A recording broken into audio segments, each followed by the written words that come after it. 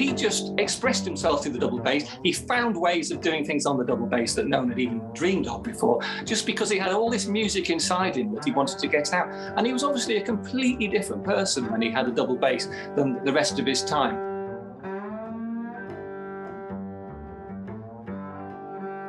Today's guest is an awesome person. We've had him on the podcast before. He is always working on some cool new idea, and we're talking about his latest one. I'm Jason Heath. This is Contrabass Conversations, and we're talking today with Chris West, who just put out a book, which I love, by the way, called The Paganini of the Double Bass. It is about, guess who? Bottesini, and Bottesini in Britain, more specifically. But this is a fantastic new contribution to double bass research. And I mean that research can sound like a heavy word. It is such an engaging read, and it's so cool how Chris goes through and tells the complete life story of Bottesini through periodicals of the time. We talk about how he got into this, his research process, what he learned, cool stories from Bottesini's life. I can't recommend this book highly enough. Love it, love it, love it. It's available on Amazon. We have that linked up. He put out a video about Bottesini. That's all linked up, and a blog post about the whole project. So definitely check that all out. It's in the show notes. Quick shout out to our sponsors, Upton Bass, Dorico, and Ear Trumpet Labs. More on them. And let's get into this conversation with Chris West. How's it going, Chris? It's going really well, yeah. Nice. Yeah, that's good. I have many props today, Chris. Not only do I have that, but I'm starting my morning off with a little coffee from my Bottesini mug from your former student, I believe. That's right. Steve sells a... I'm meaning to buy one of those Bottesini mugs. I really should have one, yeah. But this is the book. You've got the preview edition, and exactly. I've got the real one that's finally now available on Amazon, yeah. That's awesome. How are you doing? I'm doing great. We're having a good summer so far. How about you? Yeah, good. Yeah, it's really weird because I've been listening to some old podcasts, and so I keep hearing you from the past, and sort of hearing you from a year ago, and then sort of hearing you from 2 months ago, and it's all very confusing for me. I don't know where you are in your sort of pandemic existence now. Are things getting back to normal for you at all? Well, now we're now, of course, we got the Delta variant, which I know you're all too familiar with. So, but you know what? It's still, seasons are announced, and the musical front, everything's going forward. I mean, the worst is they're saying wear masks indoors, and it's not even required. So it's still everything. Yeah. I'm back on the road doing which is good and bad. I was slowly losing my mind sitting at home in San Francisco, but it's been good to get out and do some travel. So yeah, things are much close, pretty essentially back to normal. Kids are going back to school next month here in the States, and so right. Yeah, but it was pretty dark for a while. Things definitely opened up a lot faster than I was expecting, and even with this latest quasi surge with the Delta variant, it's still like I was fully expecting to be sitting at home in August this year, still not doing anything. But San Francisco Symphony's playing again, and it sounds like I was just talking to Jeff Chalmers yesterday, the Discover Double Bass person. So we were talking about how things are in Leeds, and it sounds like you all have. It sounds like we're in kind of similar situations in the UK and the States right now. I mean, all this vaccination means that hopefully things are, although there are cases, it's not quite the terrible thing it was. I mean, I don't want to make any predictions. Right. But, it feels like, things are sort of, we're allowed to do things, and tentatively, cautiously, we're getting back into it. And I've been lucky. I've had quite a lot of work and things. So it's been good. That's great. I had my first in-person bass festival last month, which was so great. And it was one of those things you can probably see my bass just in the corner there. I had not, that hadn't left my condo since March 2020, and actually it still didn't leave because I played a borrowed bass, but I went down to Los Angeles and got off the plane, and 45 minutes later we were doing a bass quartet rehearsal, and it was like riding a bike, It just felt, And so so that's been fun. Because it's been a much better 2021 than 2020. Professionally things have been going fine for me. It's just me like slowly losing my mind, sitting at home. So Yeah, I mean, I had a meetup a couple of weeks ago with some friends, bass players who work in and around London, and there's still quite a few people who haven't done anything at all since last March, which, of course, that's difficult. It depends on the sort of type of work you do, I suppose, doesn't it? Yeah, I've been lucky that I've had bits and bobs all the way through. I've been really lucky that some of the organisations I work for have really pulled out all the stops to sort out performances or recordings or streaming or whatever whenever they've had the chance to. And for other people, it hasn't been quite so easy. So I feel very fortunate. And then luckily, just the last couple of months, I've been guesting with the Royal Ballet. Their principal bass went on maternity leave, which is a very sensible way of using lockdown, isn't it? So look, they asked me to come in and fill in for her. And so that's been really nice. So like I say, I consider myself one of the fortunate ones. So I've had bits and bobs to do. That's great. I mean, I still haven't played with more than a few bass players, so I haven't had like a quote-unquote more normal musical experience, because, in a normal year, I'd be subbing with San Francisco Symphony or playing some chamber music or this and that. So, but I at least, that will come back. But I think probably folks in London in particular, and then here in the States, that, because I talked to some people who are in some orchestras in mainland Europe, like in France or whatever, and that have full-time jobs. And it's been real different for them versus, I know so many people in London, they are working with multiple organizations. And, my friends here in San Francisco, it's been really rough because orchestras are coming back, but they're not using any freelance players. So people that depended on that work. That was the issue with the people it was my friends from the BBC Symphony Orchestra I saw a couple of weeks ago. And they basically, up to now, they've been using 3 double basses. So that's sort of rotating amongst the members, but they normally have at least a couple of extras on each concert. So all those people who normally do that work, they're waiting their turn. It will happen. It's coming. It will all open up again. But it's those people who tend to do that sort of work who are struggling still. But I mean, frankly, if you talked to me a year ago, we came out of this here in San Francisco, and I know you've got connections to this town. With your is it your brother-in-law that's the director of the ballet? No, my brother is music director of the ballet, and that's awesome. He's been working really hard because he's been really desperate to get his orchestra members working. So he's been they've been arranging recordings and stuff, and he's developed all these skills. He's been the guy taking all the iPhone recordings and putting them into a big spreadsheet or whatever. I don't know what you call it, a big computer screen, and editing them all together to make these performances. And it sounds like there's an orchestra working. So he's been one of the heroes of the pandemic, I think. So. Shout out to all the people who did anything like that, because it really helps us musicians to keep on trying to do what we do. There was an audition for the San Francisco Ballet of double bass. They had 2 temporary positions, and they auditioned November 2019. And 2 of my colleagues got the positions, and then they had I don't know what the state of affairs has been, but I know they clear the calendar to get the ballet work, and they're thrilled, and then that and everything go up in smoke. But it's great to hear. I know that the opera, they've announced, I don't remember what their timetable is exactly, San Francisco Opera. The Symphony has been working, and things have fared better. Like, I mean, a year ago at this point, it looked like a disaster movie here in San Francisco with everything boarded up, and you thought every business was going to disappear. And some have, but it's much less than I was imagining. Like July 2020. So I'm feeling much more like I was ready to get out of town. I was thinking, like, living in a big city, it was all the advantages disappeared and all the disadvantages reared up, and so, but it's been, I like where I live again, and it's been fun. Good. Glad to hear that. I was during the lockdown, the Academy St Martin Field were doing some streaming concerts from Smart in the Field, which there's church right in the middle of Montefalco Square. It's normal, massive tourist hub, loads of people, and so I was going up to do some of those. I was thinking, I'll do a bit of shopping while I'm there, and you'd go up, and it's just dead, and all the shops are closed, and there's tumbleweed rolling down the Strand. You don't have to look across the road before you cross the road with your bass. It was incredible. It was like ghost town. I think it's getting a bit more now.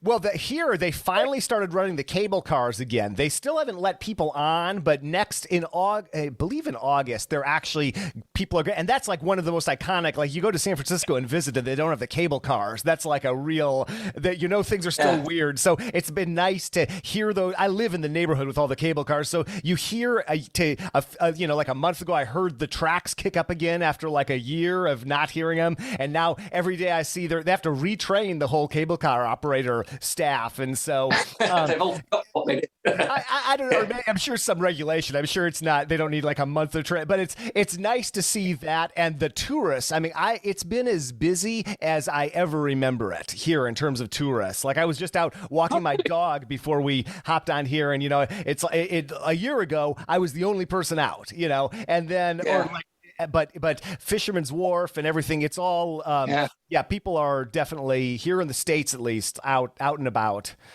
See, I know this because I've just been listening to you a year ago, talking to some of my friends and describing the situation, and it's sort of like time warp now back to normal. And these podcasts, they're going to be incredible social history in the future, because you've been talking to people regularly every couple of times a week all through this period, and hearing the way people were thinking about what was going to happen and what had happened. It's fascinating. Yeah. Well, and you've had so many of my friends on the podcast. It's been great. So normally I listen to the podcast when I'm doing long car journeys. Put some music on, after a while, then listen to Jason, see who he's talking. And I didn't realise that over the last year, he's been to loads of interesting people that I know. My friends, like Stephen Street you had on, and then Tony Alcock, who's one of my oldest friends, and Tom Wally and Jeremy Watt. It's been really great. This episode is brought to you by Ear Trumpet Labs. These are hand-built microphones out of Portland, Oregon, and they make an excellent mic for upright bass called Nadine. Barry Green got to try out this mic at our 2020 online bass summit, where Ear Trumpet Labs was a sponsor, and he was singing its praises all weekend long. It's an instrument-mounted condenser mic with an incredibly clear, natural sound and great feedback rejection. It's durable and works with in-ears, monitors, you name it. Not to mention, Christian McBride, Barry Bales, and Missy Raines are all Nadine users. Whether it's classical, jazz, Americana, or bluegrass, this mic seriously delivers, and they're offering a free t-shirt, especially to Contrabass Conversations listeners, with a purchase of a mic. Just visit www.eartrumpetlabs.com/contrabass to claim yours and check out Nadine. People have been saying such great things about my course with Discover Double Bass Beginners Classical Bass. Here is Nicholas Walker, professor of double bass at Ithaca College and past president of the International Society of Bassists. Nicholas writes, Jason draws from this vast network with his contagious enthusiasm and love of learning. Presented through the beautifully organized and easily accessible framework of Discover Double Bass, this is a terrific learning experience for any beginner, as well as a great model for any new teacher. I am blushing, Nicholas. Thank you so much. I'm just so thrilled with how this course came out. Jeff Chalmers and the whole team at Discover Double Bass are so professional. It was such a great experience, and it was the best representation of what I would love to take every single beginner through in terms of format and presentation, and I'm just so happy that it's out there. You can learn more. We've got a link in the show notes, or you can just visit discoverdoublebase.com/Jason Heath. With people I had always wanted to connect with more people from the UK, and I have no master plan really. It's just like one conversation leads to another, and yeah, I've had this great run of talking to people from the UK, and it's hilarious. I need to go and spend more time, because my only time visiting the UK was going to Leeds in 2020 to film courses with Jeff, and Leeds is lovely, but it seems ridiculous to go to the UK and not go to London. It was just one of those things. I had a conference right before the filming and right after, and I just had no time. But it's funny, I've been listening to some other podcasts doing some research, and it will be interesting looking back, because I've listened to several podcasts where they're pretty regular, and you're listening in February 2020, and they're talking about all their plans, and then all of a sudden March 2020 hits, and it takes a radical turn. So yeah, I've said this a million times, but I would have this. I think this is one of those good habits, doing a podcast like this, and it's the sort of thing that I would probably want to be doing it even if nobody listened to it, because it makes me reach out and do research and listen to stuff I probably should have listened to, but I just you get in your habits. And so it's one of those things I always recommend everybody, if you have any desire to do something like this, do it. The only downside is it takes some time, but it's really good. It's kind of like a self-education for me. Oh, it's awesome what you do. I mean, bringing people together, but bringing bass players together with a worldwide audience, But thanks for having me on the podcast again. I really enjoy coming on. So. I appreciate it. It is a weird thing though, right? Because I probably, if you just looked at me right now, you'd think I was a lunatic. I'm just talking into my laptop, and then, even though we're connecting and it's amazing and across the world like this, like almost halfway across the world, it's still just you and me talking. And so I sort of forget that it goes out because we talk, and then I just have a few steps and I do, and it goes on Dropbox and it goes into this system. And so I sort of, it's really easy with some, maybe this is true with any sort of media, but it's easy to forget because we're not doing this in public. And although I'll tell you, it has been fun. I have done some live podcasts and I look forward to doing more of that because I've actually really enjoyed my experiences with that. And I'm finally, next week, I'm going home to visit my family in the middle of the country,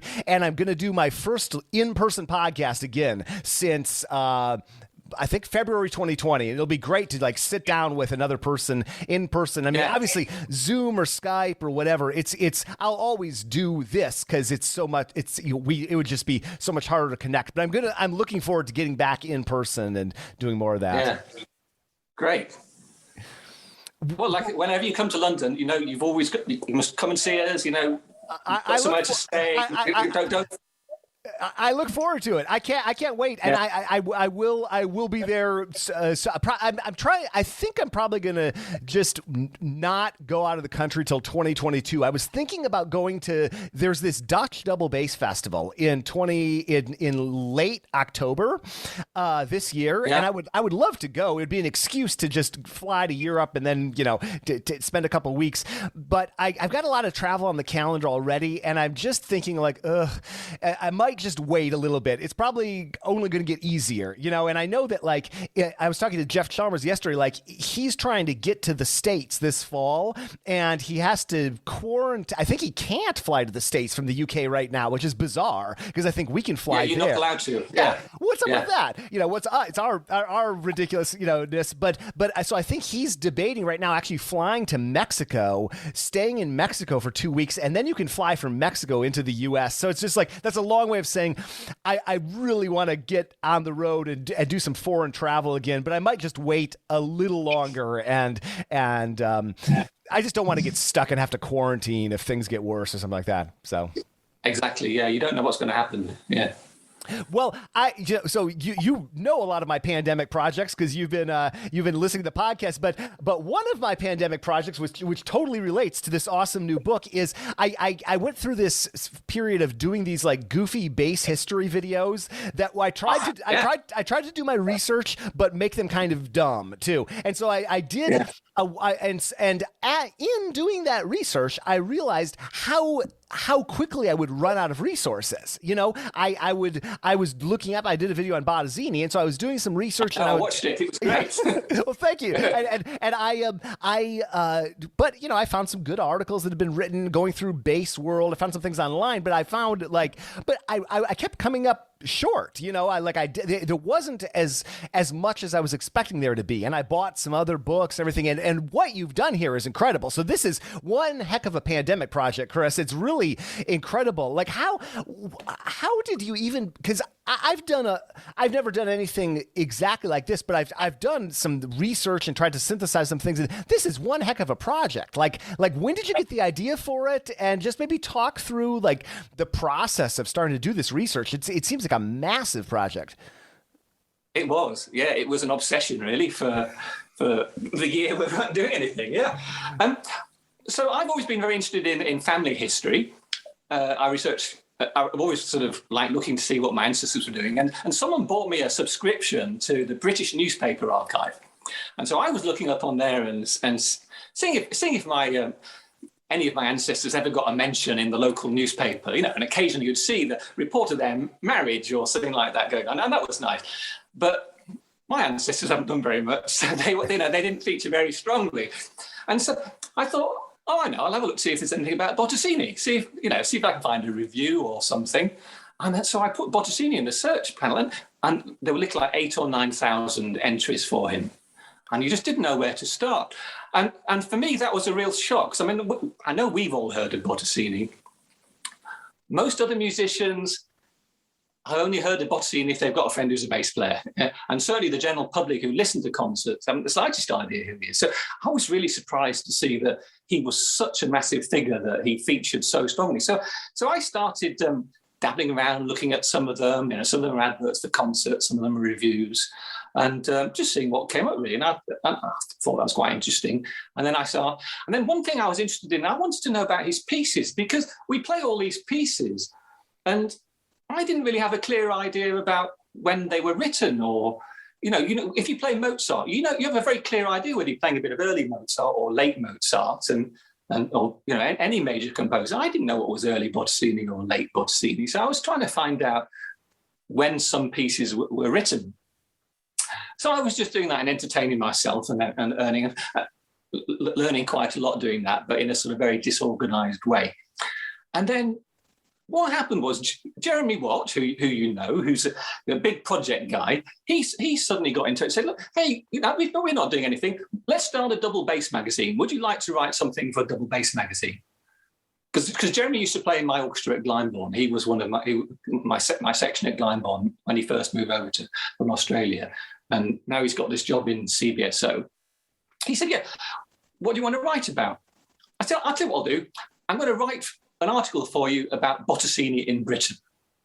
I'm going to tell you everything they did. So I'm going to go through it all in order and work out what he did in his time in Britain. And he first appears in 1849, and I started going quite methodically through all the entries in 1849 and writing this little article for Jeremy. And I wrote 2,500 words just about 1849 because it was just so interesting, everything he was doing and all the background of everything. And so I sent this off I wrote to Jeremy and said, I think I'm writing a 3-part article, actually. I think it's going to be a bit longer than you think. And he said, that's fine, yeah, I don't know where. I don't know what's happened to his bass magazine, by the way. I've not actually seen any evidence of it appearing yet. I think I might have been the only person who ever got around to writing anything for it. I'm not sure. I might be completely wrong about that. By the time this interview comes out, he might have his the new British Double Bass Journal, or whatever he was planning to call it. Anyway, so I wrote this. I said, well, okay, I'll keep writing. And I just kept writing and writing and just looking stuff up. And then I realised that not only did they describe what he was doing in Britain, and we should. And I didn't know this. Did you know this? Most of his double bass playing was done in Britain. To be honest, he came here over 20 times. Wow. No. And if you read the books you're talking about, there are some really great books written by some people who've done really excellent research, but they just say, oh, and then he went off to Britain for a bit. And they don't sort of talk about what it was he was doing while I was here. So I didn't know he conducted the proms. I didn't know he was assistant music director at Covent Garden. I didn't know he did all these amazing tours around the countryside. And so they described all this. And I've got reviews from all these concerts, which I've sort of tried to get together. But then when he wasn't there, they loved him so much. They were saying, oh, Bottesini's giving a concert in Malta. Oh, Bottesini's conducting in Mexico. And so I realized I had a sort of skeleton of his entire career, and I knew where he was. And I'd never seen that before. I'd never known what, you have these rumors about, he conducted here and he conducted there. But all of a sudden I could see where he had been at the major parts of his career. And so once I finished going through all the 10,000 ones in the UK newspapers, then I started, because I knew if he was in Italy in a certain year, I'd go and look through the Italian musical magazines. Not in any way the same thorough way as I did the English one, but yes. And so all of a sudden I had a sketch of his entire life. And so I just wrote it all down. This episode is brought to you by Dorico, the advanced music notation software from Steinberg.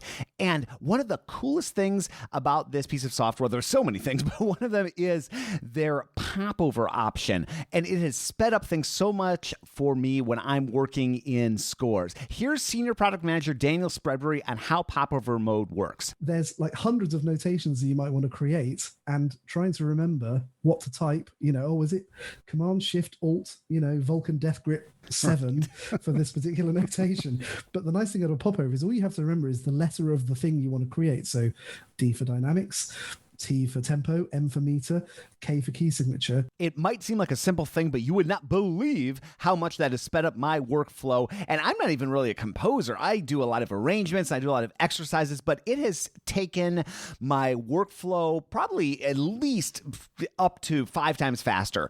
Just that one mode. I can't say enough good things about Dorico. I love it. I use it every single day. There's a free version, Dorico SC, that you can download that lets you do practically everything for up to 2 stabs. So check it out. Dorico.com will take you to their page on Steinberg's website. And thank you so much for sponsoring the podcast. Do you need to play a bass beforehand that you purchase? Here's Gary Upton of Upton Bass on that topic. I hear these kind of truisms stated by retailers like, you have to play the bass that you're going to buy. I think that's the worst thing you can say, because great if you live in New York City. Yep. Yeah. That's it. or have 10 grand you can spend on traveling, right? But sometimes you have to trust people, right? And sometimes you have to trust someone's reputation, sending out those videos, and I can hear it and I can feel it, and I trust this company's not going anywhere, and da-da-da-da-da-da. That's what I tried, right? Erica really drilled home. I said, for a long time, like, give them more pictures. Yeah. Give them the videos.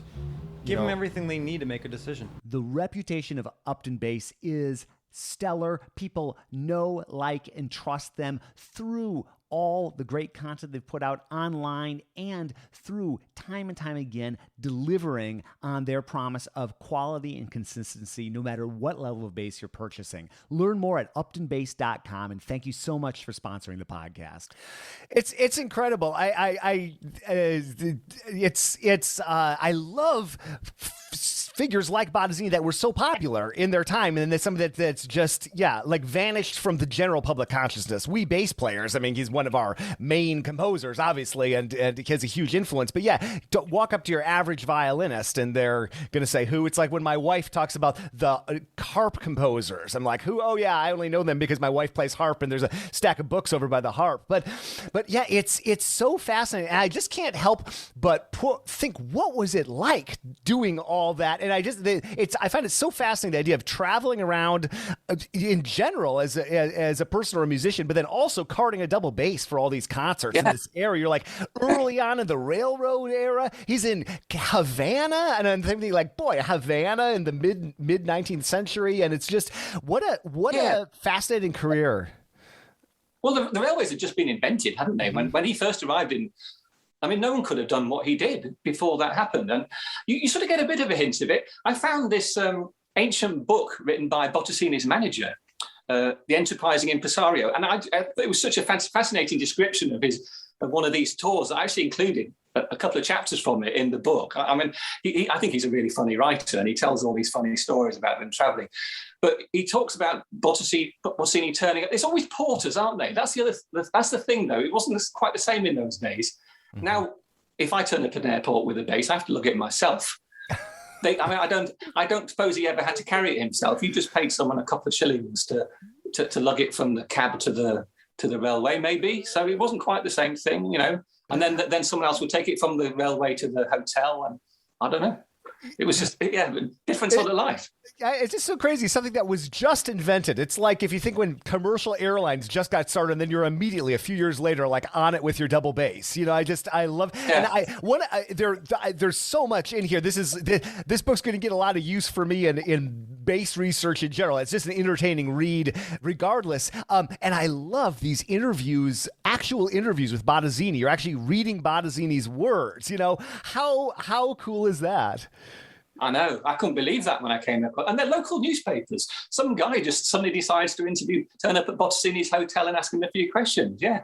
Mm-hmm. And suddenly you're hearing all these legendary stories, and you're hearing them coming from the voice of the man. And but the letters as well. That was so lucky. So I was Googling around, trying to find out what I could. And I came across one lady who'd written a book about a cello school in Naples, and she'd quoted this letter where Bottesini had written saying, "I'm really sorry to hear that this cellist has died." And she said, "Thank you to the heirs of Paolo Rotondo for letting me print this letter." So I thought, well, perhaps the heirs of Paolo Rotondo got more of Bottesini's letters. So I fired off her. It took me a while to track her down. Eventually I found where she was and sent her an email saying, are the heirs of Paolo Rotondo. Because that Paolo Rotondo, I should explain, Fat Paul, as Tony Alcott calls him, he was Bottesini's best mate. He was living in Naples, and he was the guy he played cards with all the time. And whenever Bottesini went off on tour, he was writing letters to this guy. And so I said, are the heirs of Paolo Rotondo, are they still around? Can I get in contact? And this lady said, no, I think they're all dead, but I do have all these letters. And she sent me 20 letters. She put them in a different book, actually, but she sent me a copy of this book with 20 letters from from Bottesini to Paolo Rotondo. And they give this really personal view of his life. You know, his financial problems, the state of his marriage, you know, and what he was thinking about everything.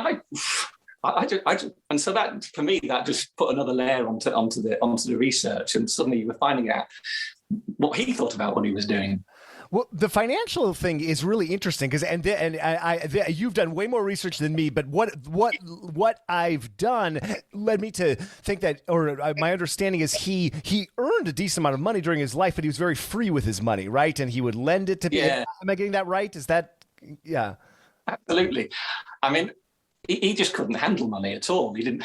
If he had it, he just gave it away or spent it or gambled it, and then he didn't have anything for the times when he wasn't working.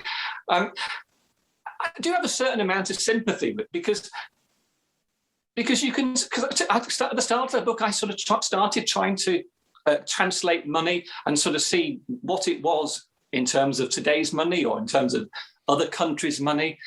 And it just got all very, very confusing. I stopped doing it after a while because it seemed like it just didn't make any sense at all. You could, if you could earn £20 for a concert in London, playing one 5-minute piece, and that was about what you got for spending a month as musical director of one of the most important opera houses in Italy, in Naples. So you can see why he got very confused and didn't really know the meaning of money, because what he would earn in 5 minutes in one place was meant to last him a month somewhere else. So I think that was maybe part of it. But yeah, what's so interesting, right? It's such an interesting, and just to think of what maybe I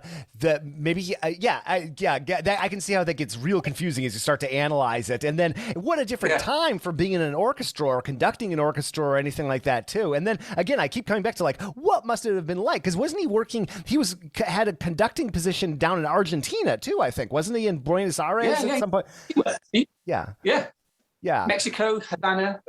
I mean, right. So this is the Havana business. So this was another lucky thing that happened for me. So I wasn't intending. I was intending just to write about the British bit because that was what I could find out about. And then, just towards the end of my research, this gentleman I think he's in Cuba. I haven't managed to get in contact with him, but this gentleman, Mr. Sotolongo, put up this amazing series of blog articles in really detail covering his time in Cuba, and they're really worth checking out. If you know, it's all in Spanish, so you have to take it out and shove it into Google Translate or whatever to work out and what's going on. And so he was describing what they were doing in Cuba, and that was fascinating because I didn't really realise that when he and Arditi went out there, they really raised the standard of opera in the New World.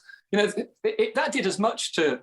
You know, they played in Cuba every winter, but they toured, did 2 massive long 6-month tours of America. And the standard of opera was much higher than anything that had ever been seen there before. And in those performances, he was directing the operas from his double bass. That's the impression I get. He was not the conductor, but he was the most important person in the pit. More important than Arditi, who was leading. And this is something which I had no idea about.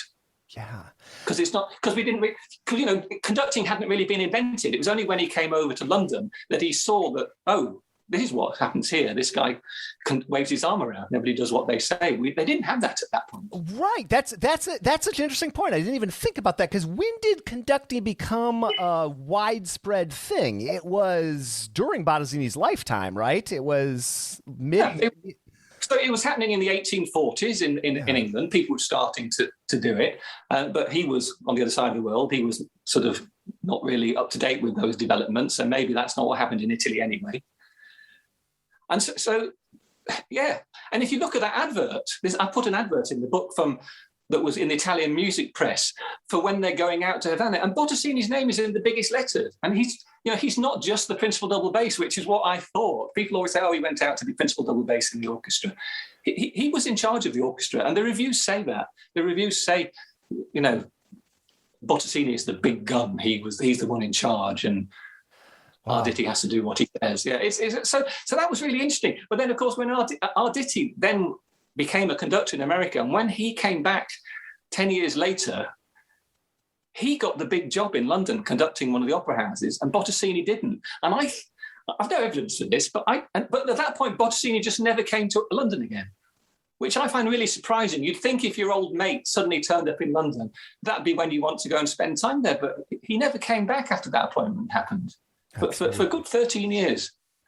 So I think there's all these interesting things, and you sort of learn about. I learned an awful lot about the period, the musical situation in London. Because you tend to think that everything's fixed. We have these 4 London orchestras. We've got the BBC, and none of these things existed then. None of these are organising. The only one that exists is the Royal Opera House. That's the only one that's lasted back till that time. Shows you how quickly things change, because we're not really talking about that long ago. I mean, well, I guess we kind of. I mean, is it Bottesini's bicentennial anniversary of his birth? That's right. He's 200 years old. Okay. Yeah. I mean, that's long ago in some respects, but not that long ago. And then also I keep reading about Cuba and the music, what music was like in Havana at that time, and just what Havana was like for the New World, and because we have such a weird impression of Cuba or Havana here in the States, especially, but it was such an important outpost culturally and musically. So I'm not even clear. Maybe you can fill me in. I'm not even clear whether Cuba was a different country at that time. Do you know that? Oh boy, it's so confusing. It was one of those. I'm gonna apologies to people who know more about Cuba than me. I have been to Cuba. Actually, I took my high school orchestra to Cuba, and we did a week and toured all over. And but the U.S. had I don't know if it was ever officially a part of the U.S., but it was like a protectorate of the United States, and it was. The history is very murky. And then of course we was sort of like puppet governments, backed by the U.S. And then go into the 50s and Castro and everything, and you go to Cuba and you see it's one of those cities, like if you right when the Soviet Union fell and you went to Eastern Europe, it looked like everything was fixed in 1948 or something like that. That Cuba, everybody walking around, it's like 1954, like the cars, the buildings. Everything is from there, but that's 100 years after all this stuff we're talking about, and things have changed a lot too. So it is a completely different place then, because his opera company was financed by this bloke Don Francisco Marti, and he had the fish monopoly in Cuba, so it was really capitalist. It was much this guy took a cut on any fish that landed in Havana, and so he was incredibly rich, and so he could afford to he was interested in opera, and so he got the best opera stars in the world out to come and sing in Bottesini's company. And another thing about the opera house, which I couldn't find room to put in the book, but the chap who was in charge of the technician at the opera house invented the telephone. Whoa. This chap, Antonio Murci, I know everybody thinks it's Alexander Graham Bell, but it's argued as to whether it's him or this chap Murci who had invented a similar sort of system, which he didn't get around to doing the patent on. Right. Yeah. Right. He was the guy. He'd invented the telephone so he could talk between different floors of the opera house. First back in Italy and then out in Havana. So he had the best guys. This guy Marty could afford to get absolutely the best guys, and he had in his cast he had all these amazing singers who had big careers in London and Milan and Paris before they went out. Of which the most interesting is this guy Ignazio Marini, who no one's ever heard of, and he turns out to be such an important guy in Bottesini's life. Because not only did he witness his first wedding, which I found the record of Bottesini's first wedding in a London church, but he also was company manager in Cairo at the time when they were looking for a conductor to do Aida. So that was payback time for the work. They'd been friends in Havana, they were friends in London, and Ignazio Marini got Bottesini the biggest gig of his life, and that was, moving out to Cairo was one of the big things that happened to him in his life. So I forget about that. So Aida was premiered in Cairo. Yeah. I forgot. I knew that back from my music history days, but I'd totally forgotten where it was. I knew, obviously, as a bass player, I knew Bottesini. That's like one of the facts that we've always learned about Bottesini. It's like, did you know he also conducted Aida, the premiere? What? But then also, then it was in Cairo, thinking like here in 2021, thinking about, like the debut of a major opera from an Italian composer being in. I mean, it makes sense, I guess, in terms of, in some ways, but yeah, how interesting is that? Yeah, so the guy, the Khedive, I don't know how you pronounce any of these words because I've just read them in the book. The Khedive, Khedive, he was the guy in charge of Egypt. He wanted to westernize the country, so he built this opera house, and he wanted to commission an opera, and he was just prepared to spend anything on anybody, and he had this huge fee on offer. And somebody said that Verdi could have asked for one of the pyramids as a fee, and he'd have got it. But Verdi hadn't written anything for quite a while, and I think maybe not even since Don Carlos, 13 or 14 years, because Verdi never wanted to make the mistake of writing an opera with a bad libretto. He didn't want. He'd done that before. He'd had big successes with Traviata and Trovatore and things, and then he'd had, I think it's the one called Un Giorno di Regno or something he'd done, which was not such a good opera. And I think he decided, I'm not going to write one unless I've absolutely got the right thing to do. And so he was not that interested. But this leading Egyptologist came up with the story of Aida. I didn't know this either. And so they'd sold this idea to Verdi. And so the agreement was he was going to get this massive fee. I think it was, I don't know, hundreds of thousands of francs. And he was going to write this new opera. And it was supposed to be performed one year, but they couldn't do it because the Egyptologist guy was stuck in Paris where the Franco-Prussian War was going on. He was under siege and he couldn't get anything out. He made all these amazing sets and costumes and they couldn't get them out. And in fact, they couldn't even get mail out. They had to send Verdi a letter by balloon. He wrote a letter, tied it to a balloon and just sent it off into the sky. And everybody was doing this in Paris at the time, and they just land, and hopefully somebody finds it and sends it where it's meant to go. It's another age. It's just, So that meant it was all delayed by a year, and by that time, it was done the end of 1871, and Bottesini was lucky enough to be asked to do it, asked to be the conductor. Wow, it's crazy. Well, that's another thing. It'd be so interesting to think about this. It's so interesting to kind of rethink music history like this. And these composers, you play a piece, whether it's Bottesini or whatever, and it's on the stand and it's all neat and tidy. But if you think about, this was not like a politically stable time like the mid to late 19th century. There were wars, there was chaos. We're riding on trains with our basses right after they're being invented. This is delayed because this war broke out and all that. And I mean, we live in. I think every era probably thinks they live in chaotic times, but my goodness, you just think about somebody like Bottesini and just traveling all over the world, and it's really interesting. Ooh. I mean, that's a good quiz question, isn't it? What country was Bottesini born in? Well, I would assume Italy. But there was no country called Italy at the time. I forgot. Well, that's another thing. Yeah, here again, 2021 or 21st century thinking. Yeah, right. Yeah, we just so easily think Italy or Germany or whatever. But in reality, you look at the maps and the borders. That's true. I forget when Italy. There was never any doubt he was Italian. I mean, he thought of himself an Italian, but there was no such country. He was part of the Austrian Empire at the time. Yeah. And in fact, that's one of the things I'd really like to know about. I suddenly found this little news item in some local newspaper saying Bottesini and Piatti was his friend who played the cello, Bottesini and Piatti have been thrown into jail for offending the Austrian government. And I never saw it mentioned. I've never seen it mentioned anywhere else. I have no idea what they did or What? I mean, what did they do? That's the guy. I love that you have all these quotes from the periodicals of the time, and it's so interesting to look at history from the materials being published right then, and the daily newspaper era. These are just like little blurbs. They weren't intending to write history with this.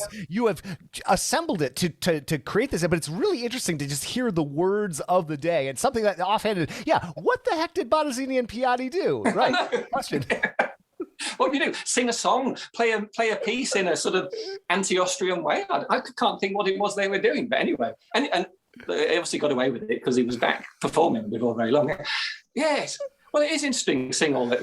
You have to be careful, I think, because I got so immersed in reading all the newspapers. You have to be careful not to see things too much from their way of seeing things as well. You know, some of the language is maybe not the language we would use today and stuff, and some of the attitudes. See, that was quite interesting. Because Bottesini also conducted in Paris for a couple of years, and he did the Paris premieres of Traviata and Rigoletto. And they actually did those against Verdi's will. They didn't pay Verdi anything for doing them because the French copyright law was a bit unclear at the time. And if you read all the newspaper reports, they're all saying, what is Verdi doing? Of course he's going to lose. Why would anybody pay him to put his opera on in Paris? And why should he have any writers to tell?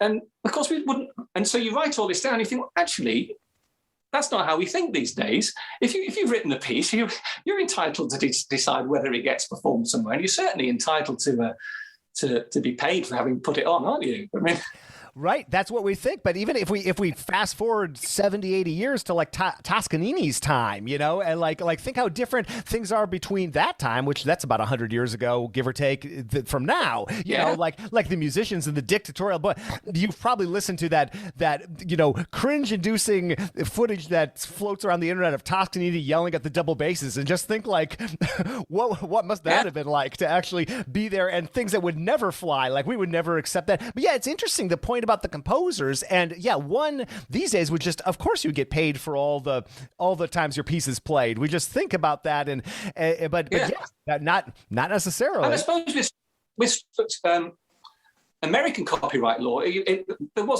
didn't totally tally, did it, from Europe to America? I think that's one of the reasons why Stravinsky revised some of his pieces after the war to re-establish the copyright in the 1940s. Is that true? Is that?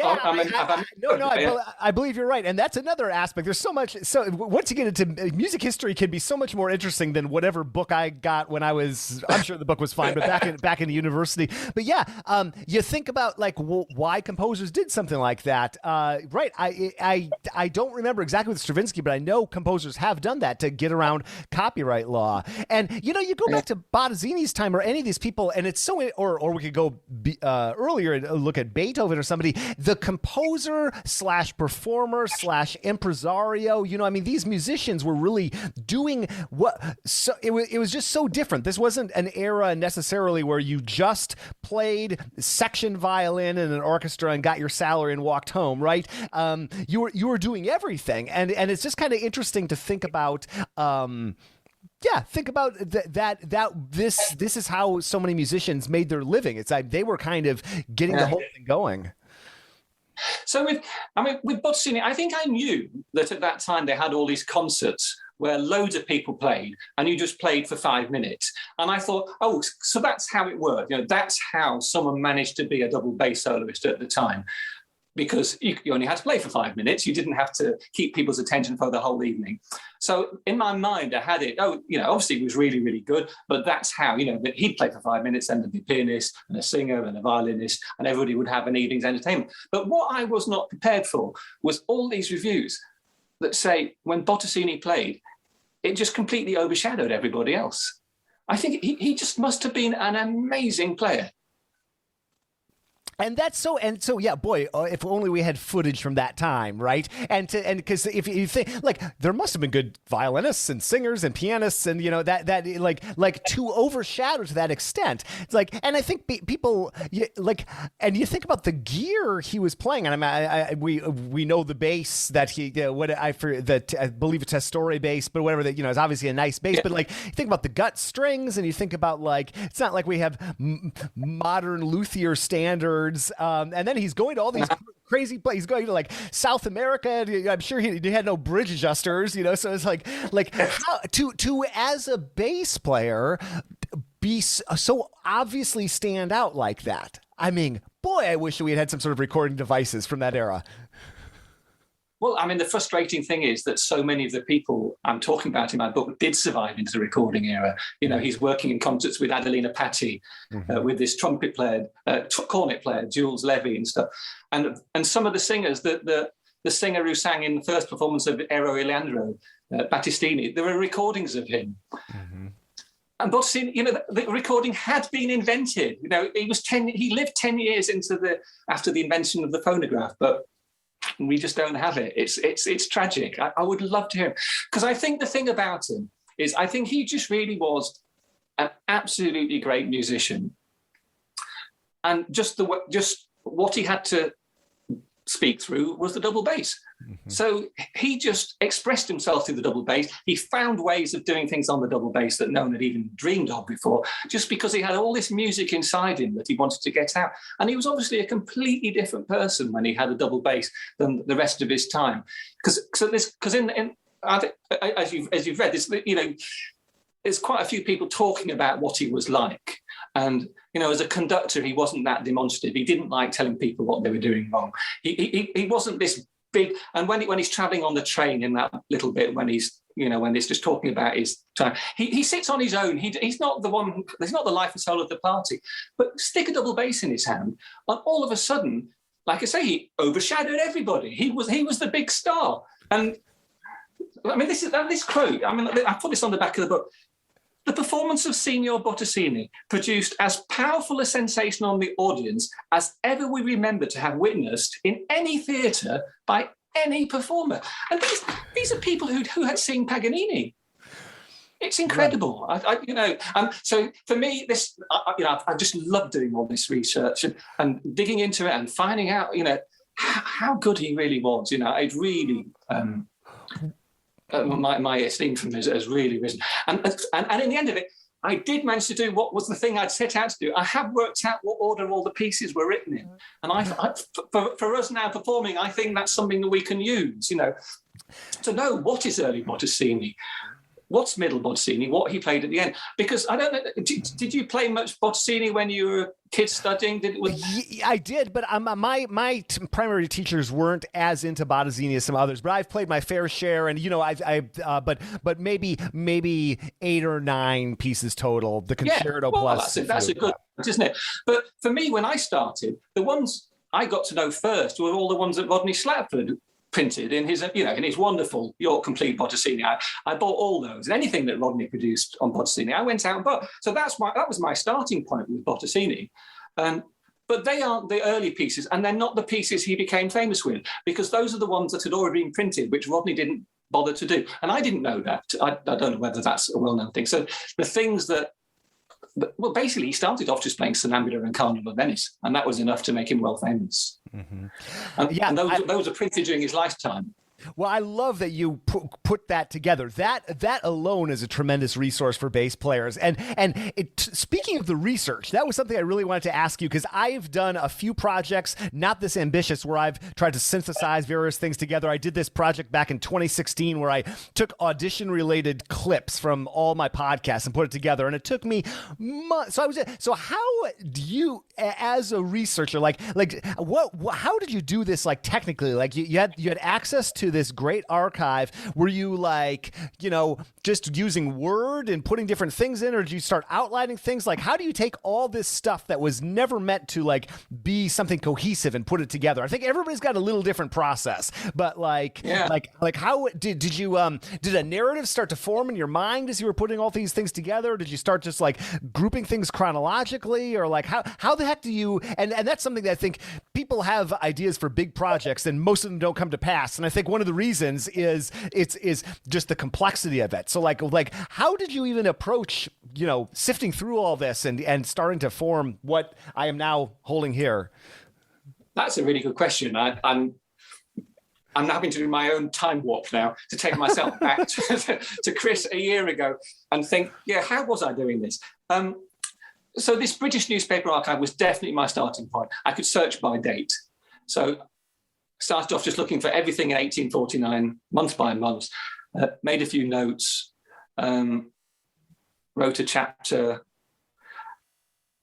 And then I'd sort of leave things that I couldn't fit in, I'd sort of leave them spragging. So basically, it was a Word document that got longer and longer, then split into pieces and then put back together again. And then because the British newspapers were telling me where he was, I had this sort of skeletal book. And then actually there was a bit of a false start because I also had some of the old books about Bottesini, and you'd assume that they were really good. I mean, there was one written in his lifetime, which was a biography written in Italian by somebody working for Ricordi, who were his publishers for at least part of his life. So you'd think that everything in that would be nailed on fact that you could use.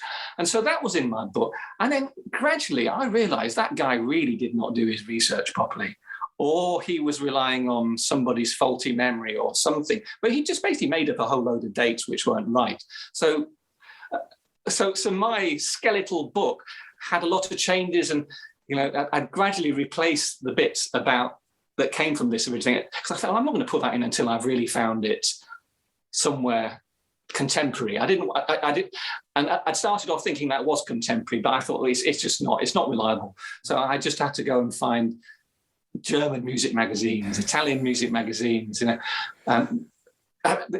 This great stuff from Cuba. There's a wonderful Russian book, and of course, I could never have done this without Google Translate or something. This is all sort of. It's a completely modern thing. I mean, even there is. So I've listed all the UK concerts, and each of those. See now, if Bottesini came and did a tour of the UK now, there'd be one advert in the national newspaper saying all the dates he was doing, and you just copy it down into the book, and you'd be fine. If you want to research the history of the Rolling Stones, that's what you do. You go and find. You look in Melody Maker and find the list of concerts, and so you've done that year. You're fine. Each of these concerts is only mentioned in the local newspaper where it happened. So I'm sort of hunting around and sort of trying to find mentions of him. And his name's not always spelled right. And the optical character reader thing that they use on newspapers, that's not always right. So he doesn't always come up.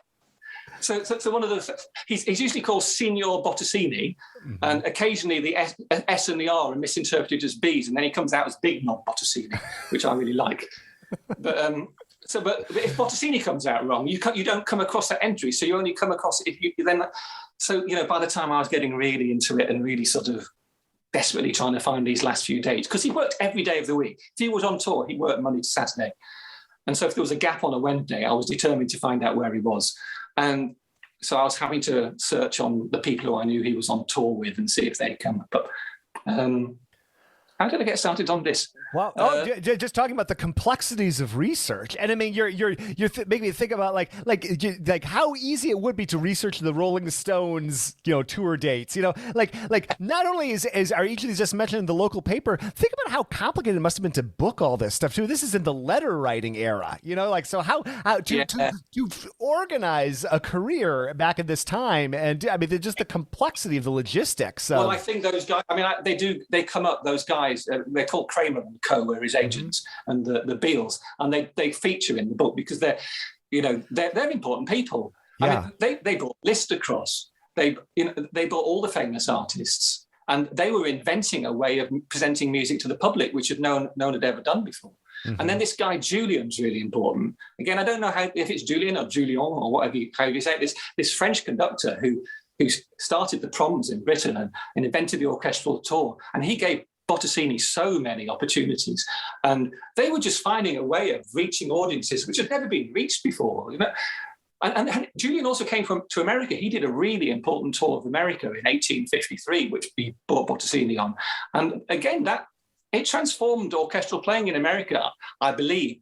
I've read some books about people who are historians of American orchestras, and that was a big turning point for how orchestras worked in America. So, these people were changing the world, and gradually turning it around to be the way we understand music making now. And we assume it was always the same, but it wasn't, Right. I can't even imagine what an American orchestra in 1853 was like. I don't know if I've heard any references. I obviously haven't done nearly the research you have, but yeah, I don't even think of orchestras being like a thing, because like our earliest concert halls that we still have, part of it is just the newness of this country, but like the around the beginning of the 20th century, late 19th century, maybe for some of our halls, it's so yeah. Where did they even play?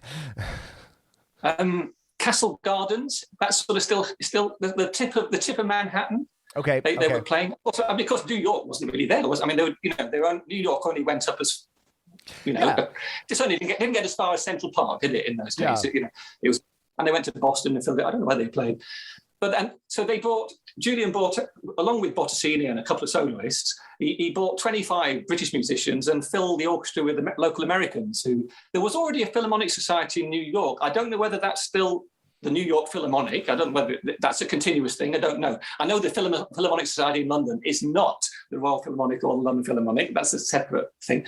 But one of the Americans he had in his orchestra was a chap called Theodore Thomas, who, after doing the tour, went to Chicago to found an orchestra, and that is the Chicago Symphony Orchestra. Is that a name you live in Chicago? Yeah, absolutely. Yeah, from my Chicago roots. Yeah, so Theodore Thomas, the building that Symphony Center is now a part of, the facade right there was when Theodore Thomas was the conductor. And yeah, I don't remember the exact year of that hall. And then they, I forget the history of that. I think before that, the Chicago Symphony played in this building built by this wonderful Sullivan, this wonderful architect, the Auditorium Theater, which is still there, way too big for a symphonic, has like 4,000 seats or something. Oh, yeah. And then the Lyric it's a rock venue, isn't it? Yeah.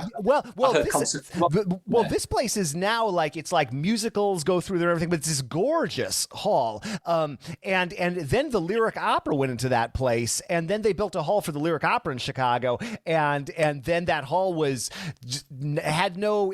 acoustically, it's a really interesting hall. And so Theodore Thomas, so he's that I know that name quite well. Yeah, so you're linking the Chicago Symphony Orchestra back to the tour that Bottesini made. You can't underestimate how what an influence these people were making all around the world. When they turned up, they were raising standards, and people were suddenly thinking, oh, this is something we could get into. We could have an orchestra like this, why not? Yeah. Well, I can't think of later. Yeah, he carried on. You mentioned Buenos Aires. Yeah, that was another place he went to. That was after Cairo. And he was when he was in South America. Was he always playing the bass and conducting in on these trips? Did they all go hand in hand generally? I think most of the time he got signed to be the opera conductor, because again, this is something which I didn't realise before I started looking into it all. You didn't have a different conductor for each opera. You would, if you were booked to be the conductor somewhere, you'd do the entire season. You'd go out and do the 3-month or 4-month season or whatever it was, and you'd conduct every single opera. So Bottesini would go out to Buenos Aires and conduct maybe 15 different operas in the course of 3 or 4 months. And he always took his bass with him. He always had his bass with him, because I don't think he even knew when he was going home. So he didn't know where he would be going next. So he as I understand, I don't know much about that period. I would love it if someone wrote Bottesini in South America. I would love to. I would buy that book, and someone could tell me what he did. But all I know is he spent summer of, I think it was 1879. He played there, and on the way home, he played in Montevideo and he played in Rio, and I know that because someone scribbled on some of his orchestral parts, which are still in Parma. Wow. So, and most places he went to, he had a conducting job in the opera. There was just this weird thing that in England, they just never gave him a job. They never gave him a proper job. So he only ever came here. So this is where this is where the biggest fees was. Fees were, sorry, my appalling English. This is where the biggest fees were, because I don't know, just because it was a rich country and because of these silly exchange rates. Mm-hmm. And so eventually he'd lose all his money and he'd have to come and do a tour of Britain playing the double bass, and he'd earn what for him was a fortune, and then he'd go home again and then be a composer or a conductor or whatever. Yeah. So he never had a job here conducting, apart from this brief period where he was assistant conductor at the Royal Opera House, and they never let him conduct a single performance. Wow. So weird. It's because the main conductor was jealous of him, I think. Realised what a great musician he was. That's my guess. That's one of my next. I've been dying to get. They've got all the records. They've got the diaries of the people who ran the Royal Opera House. That's the next thing I'm going to do. Is go and spend an afternoon. Next time I'm working at the Royal Opera House. I was supposed to be working at the Royal Opera House just before lockdown happened. I was meant to be playing cap and pad there, and that never happened. But when I get back in there, I'm going to go up to the library and read through all these diaries and find out all the background story about what was going on. Because he was definitely here, but just not being allowed to do anything. Yeah. Wow. I can't think of a better pandemic project, Chris. This is a must read for sure. And just, bravo on all this. And I look forward to I look forward to whatever the next project is. And it's been fun also following along. I'll make sure, obviously, we'll link up to the book and your site and then I love what you've been doing on YouTube too. I was actually just watching that harmonic video that you put out. Cheers! Yeah. The one I just put out a couple of days ago with how to play Bottesini arpeggio. We see that's come from this research really, because it's understanding which pieces he wrote, and you can see the development of his technique. How he starts at what I'm now calling his early G major period. All these pieces we know in G major, Sonnambula, the Grand Duo. Carnival of Venice. That's his G, and Concerto di Bravura. This new concerto, which we didn't really know about until recently. They're all in G major, and so he's playing in a certain way, and you can see how he's doing them, and then you can lead that through and work out. So if he was using this hand shape, this one I talk about in the video, then that's probably how he was doing the E minor arpeggios and the C major arpeggios, and you can follow through. Because I think with Bottesini. I've been playing Bottesini for 40 years now. I think it's like magic. It's like magic tricks in that if you're trying to do something too difficult, you're probably not doing the right thing, because he didn't write things that were impossible. He wrote some things for himself to play. So it's finding the key, and if you can work out how he was doing it. And his technique's very different from the way we play today. I think that's obvious from that Otello excerpt, where you see the fingerings, and they're nothing like what we would do now. So if you can work out the sort of thing he was doing, then you can maybe get a bit closer to playing these pieces, which are so hard, and we're all still struggling with after all this time. Yeah, but what a great way to think of it as think of it as a magic trick, and how would you solve that trick? And to also, I love the idea of approaching it chronologically like that, because of course that's how he was writing. So he was thinking through and developing as a composer, and things that and I love those wonderful Rodney Slatford books too. Those were my introduction to Bottesini as well. But if you're jumping into the late period, it's a very different contextually in his life and his compositional path. Well, that's it. So that was the same with me. You start off with the volume 1 of complete Bottesini. Those are the last things he ever wrote. Mm-hmm. So to play those, you have to know everything he ever knew about playing the double bass. And so you might solve the problems there in the wrong way, and then you'd never be able to adapt it. Whereas now we know that the first thing he wrote was Concerto di Bravura, and then he wrote Sonnambula. If you start from there and build your way through, the next generation of players can sort of perhaps find some more solutions to work out what it was he was doing. And then we can learn from them. Because there's certain things which I've practiced for so long now, I will always do them a certain way, even if it's not the optimal way of playing them. Mm-hmm. But it's great. Congratulations. Good job getting this out. You're someone who has great ideas for projects and puts them out, and whether it's Reaching the Heights, which is, or that wonderful harmonic guide, and then this new book, and I can't wait to see what comes next. You're amazing, Chris. Oh, so are you, Jason. It really wouldn't be worth my while doing this if you didn't then tell everybody all about it. So I'm very, very grateful for you taking the time to talk to me about it, and hope to speak to you again soon, before long. Oh, you bet.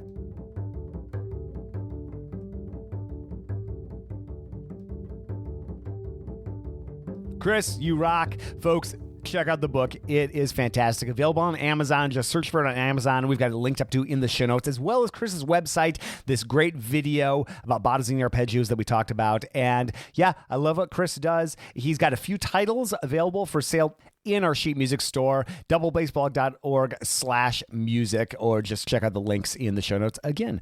And thank you for listening. It's so great to connect with people from all over the world for this podcast.